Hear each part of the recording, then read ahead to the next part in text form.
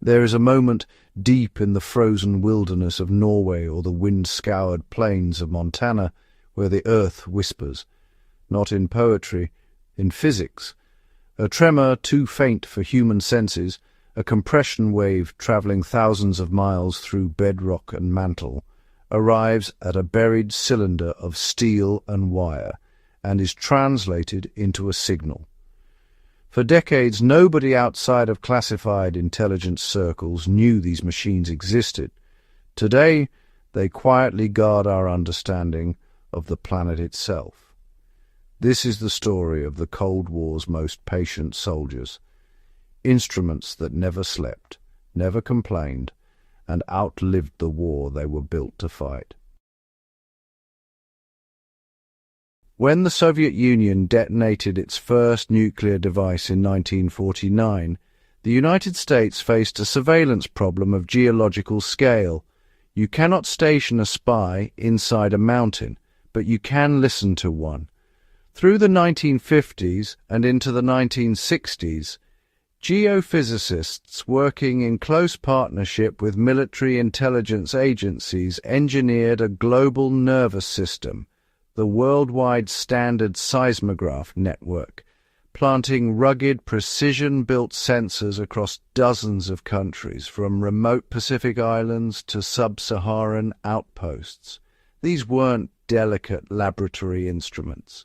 They were engineered for decades of unattended operation in brutal climates, housed in vault-like concrete bunkers, calibrated to detect the difference between a natural earthquake and the characteristic double-pulse signature of a buried nuclear detonation. The Cold War had gone underground, and so had its most important ears. What happened next is one of science's great unintended gifts. The seismic records accumulating on paper drums and photographic film throughout the 1960s and 70s were, to military analysts, a surveillance archive. To a climate scientist working 50 years later, they are something almost sacred, a continuous, high-fidelity record of Earth's behavior before satellite observation existed.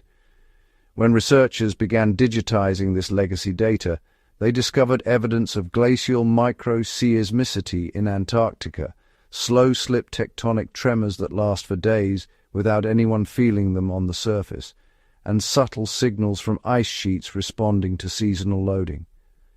None of this was the point. All of it turned out to matter enormously. Here is where the story earns its cinematic quality. You know, many of these sensors are still running, over-engineered by necessity, because Cold War defense budgets demanded reliability that civilian science could never have justified.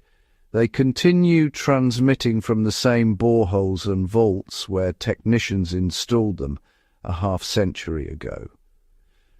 Modern seismology has embraced MEMS technology and fiber-optic distributed acoustic sensing, but in the deep ice of polar regions, in the seismic dead zones of central continents, the old instruments remain the most capable tools available.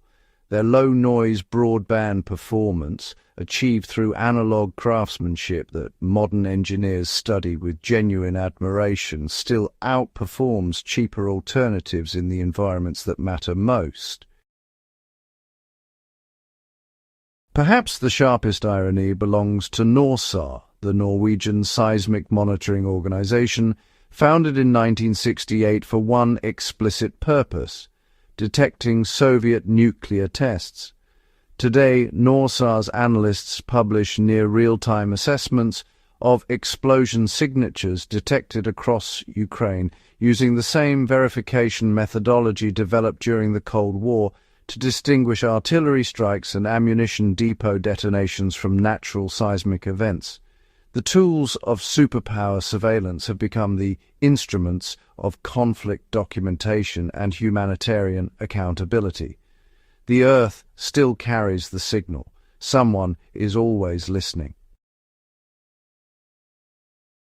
The lesson that cuts deepest isn't technological, it's philosophical. These sensors endure because they were built with intention, deployed with patience, and trusted to operate without constant human intervention. They represent a kind of disciplined, long-horizon thinking that feels increasingly rare. In a world of disposable technology and shrinking attention spans, a buried cylinder of steel that has been faithfully recording Earth's heartbeat since 1964 carries a quiet authority that no app or algorithm can match. Resilience, it turns out, doesn't always announce itself. Sometimes it just keeps working in the dark beneath your feet.